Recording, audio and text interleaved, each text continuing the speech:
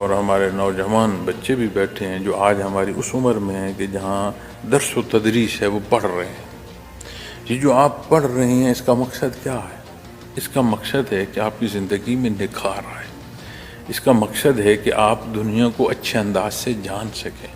اس کا مقصد ہے کہ دنیا کی خرابیاں اور خرافات کو سمجھا جائے تاکہ ان سے بچا جا سکے.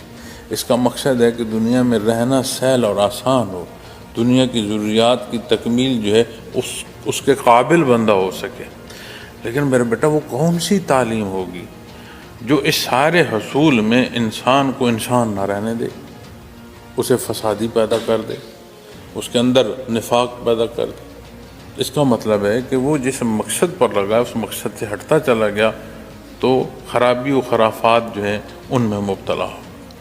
اسی طرح جب آپ دینی تعلیمات کو دیکھتے ہیں تو وہ نکھار پیدا کرتی ہیں جو ایک بعمل مسلمان کی صورت میں معاشرے کو نصیب ہوتا ہے. حالانکہ یہ ساری بندے کی اپنی ضرورت ہے اور اللہ جل شانہ کو ہماری ضرورت نہیں ہے. اس کا کرم اور احسان کچھ نے ہمیں عبادت کو پیدا فرما.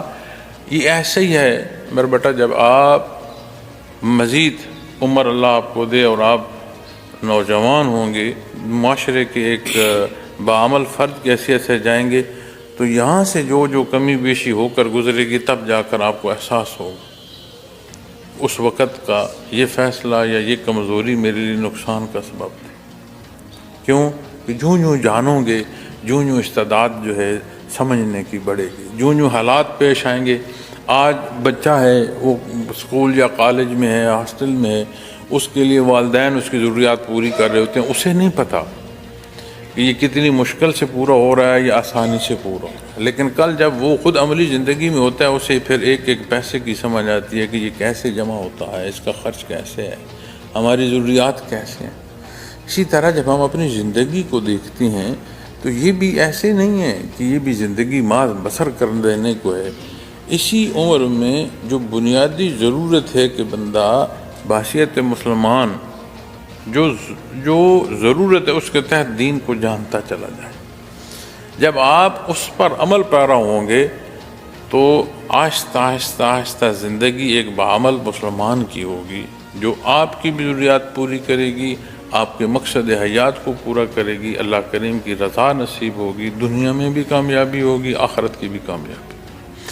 قرآن کریم اقوام سابقہ کے حال کتنے بیان فرماتا ہے. یہ اگلی آیات جو آ رہی ہیں ان میں بھی ایک قوم کا حال ہے اور ان کا ایک قصہ ہے. تو جب وہاں پہنچیں گے تو وہ بھی عرض کروں گا.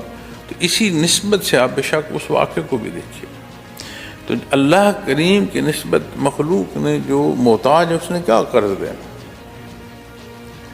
یہ اس کا کرم اور احسان. جو اپنے اللہ سے عملی زندگی اختیار کرو گے بندگی کا رشتہ جو ہے اس میں ترقی نصیب ہوگی. اسی لیے میں ہمیشہ آپ کو یہ بات کہتا ہوں کہ میرا بیٹا نماز اپنی جو ہے اسے باقاعدہ دھیان سے پڑھا کریں. اس لیے نہیں کہ استاد کہہ رہا ہے یا استاد دیکھ رہا ہے، اپنے اللہ کا حکم ہے، اسے اسے مان کر اس پر عمل پیرا ہوگے.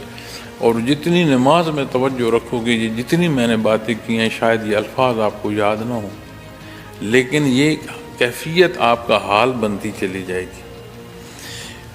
تو یہی بات جب ہم اپنے معاشرے میں بالعموم کرتے ہیں تو یہ سب کی ضرورت ہے.